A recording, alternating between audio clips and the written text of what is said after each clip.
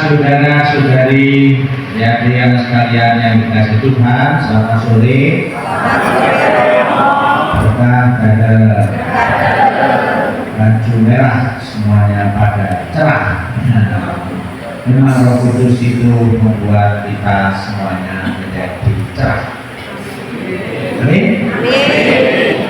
Ketika kita merayakan Tuhan Yesus naik ke surga, di dalam bacaan pertama yang juga berasal dari Kisah Para Rasul, di sana Tuhan Yesus berpesan kepada para murid-muridnya supaya mereka tetap tinggal di Yerusalem menantikan janji Bapa seperti yang telah mereka dengar dari Yesus, yaitu dari Kisah Para Rasul bab 1 ayat 4. Roh Kudus itu adalah disebut sebagai Parakletos, Roh Kudus, Roh yang menghibur, Roh yang mendampingi, Roh yang menyertai. Itulah yang dijanjikan oleh Kristus Yesus kepada para muridnya. Dan selama 9 hari berturut-turut kita doa bersama mohon 7 karunia Roh Kudus. Yang kita mohonkan adalah roh hikmat, roh pengertian, roh nasihat, roh keperkasaan, roh pengenalan akan Allah, roh kesalehan, dan roh takut akan Allah. Itulah yang kita mohonkan kepada Tuhan. Sampai sore hari ini tadi kita sudah memohon itu. Roh Kudus yang dijadikan oleh Kristus Yesus terwujud pada hari raya Pentakosta hari ini dan hari Minggu besok, seperti diungkapkan dalam Kisah Para Rasul tadi juga. Kisah Para Rasul bab 2 ayat 1 sampai dengan 11. Roh Kudus turun pertama-tama atas para rasul, di mana di sana dikatakan tiba-tiba turunlah dari langit suatu bunyi seperti tiupan angin keras yang memenuhi seluruh rumah di mana mereka duduk. Lalu tampaklah kepada mereka lidah-lidah seperti nyala api bertebaran dan hingga pada mereka masing-masing, dan mereka penuh dengan Roh Kudus. Itulah pertama-tama kepada para rasul. Namun para rasul yang ada di situ bukan hanya para rasul saja, tetapi juga umat yang hadir, dan umat yang hadir pun juga menerima karunia Roh Kudus. Dan umat itu diwakili oleh 18 suku bangsa yang mewakili hadir di situ. Nah, antara lain disebut orang Parsia, orang Media, orang Elam, penduduk Mesopotamia, Yudea, Kapadokia, Pontus, Asia, Frigia, dan seterusnya. Ada 18 suku bangsa yang hadir di hadapan para rasul itu. 18 suku bangsa itu memiliki bahasa masing-masing. Cuman waktu itu belum ada orang Jawa, jadi kita tidak hadir ke sana, Tapi seandainya kita hadir di sana atau orang Indonesia, bahasa Indonesia, pasti kita juga akan tahu apa yang dikatakan oleh para rasul itu. Dan dari 18 suku bangsa itu, mereka semuanya heran, terkagum-kagum. Kok mereka itu bicara, tetapi kita semua orang yang punya berbagai macam bahasa ini kok bisa mengerti, bisa mendengar, bisa tahu apa yang dikatakan oleh para rasul itu. Ini suatu mukjizat yang luar biasa karena karya Roh Kudus itu tadi. Dan seterusnya, Roh Kudus turun menjiwai seluruh gereja, di mana pertama-tama menjiwai Bapak Sudi. Bapak Sudi itu adalah pengganti Petrus dan Bapa suci yang lain. Yang terakhir ini adalah Bapa suci Fransiskus pengganti Petrus yang ke-6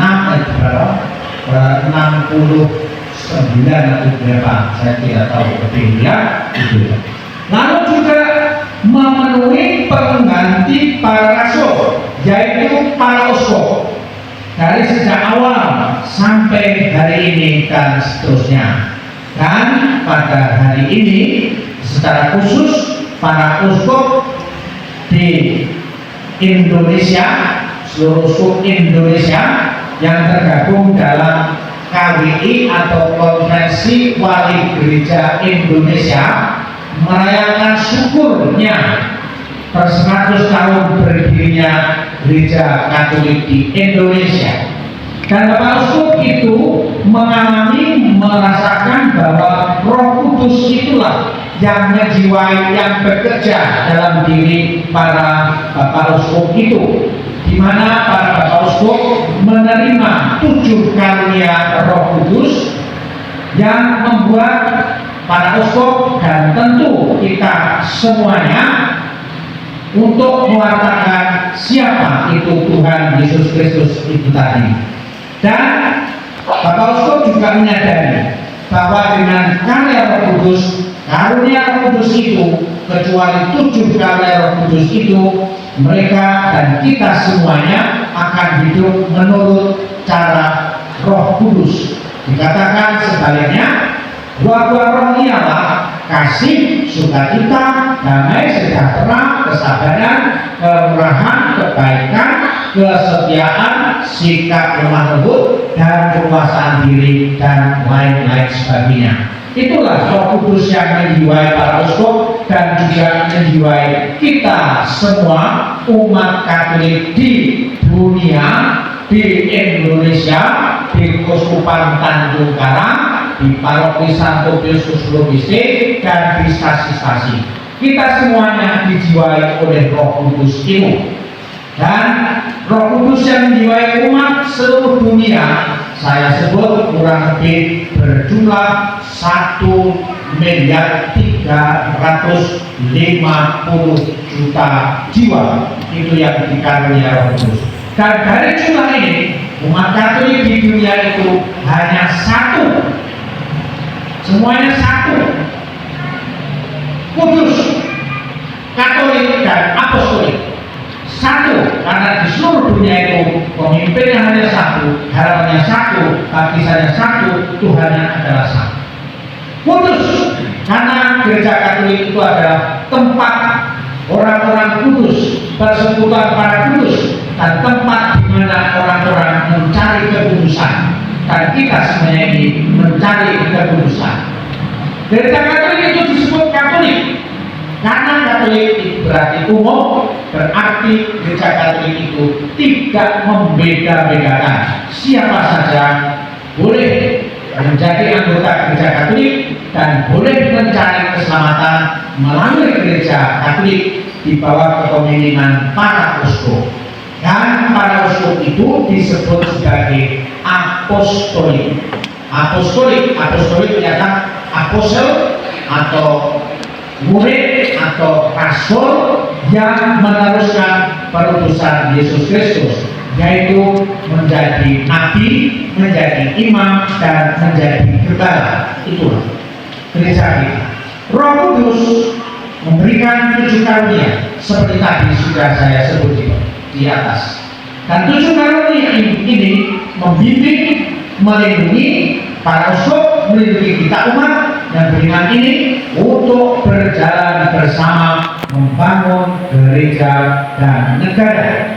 Gereja ini bisa terbangun, gereja bukan hanya sekedar gedung, tetapi gereja itu adalah kita semua umat ini bersama-sama berjalan untuk membangun gereja ini. Roh Kudus juga membuat kita gereja mau bersatu padu dalam satu kesatuan seperti Tuhan Yesus. Semoga mereka bersatu sama saudara kita adalah satu. Sing uno, itulah gereja karena digerakkan oleh Roh Kudus, menjadi tanda keselamatan menjadi tanda kasih Allah bagi siapa saja yang ada di sekitar kita. Dan Roh Kudus itu membuat kita kerja makin berani menjadi penggerak utama, yakni persaudaraan sejati.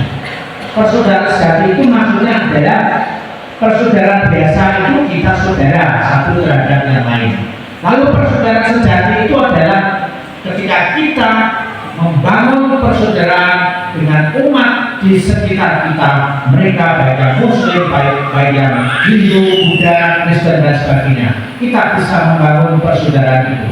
Dan persaudaraan ini jangan sampai terpecah belah, jangan sampai terjadi seperti yang ada di Tangsel atau Tangerang Selatan itu.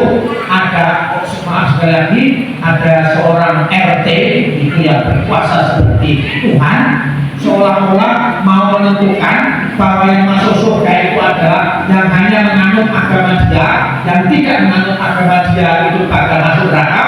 Maka ketika ibadah dibubarkan, terjadi semacam itu, seolah-olah itu seperti Tuhan.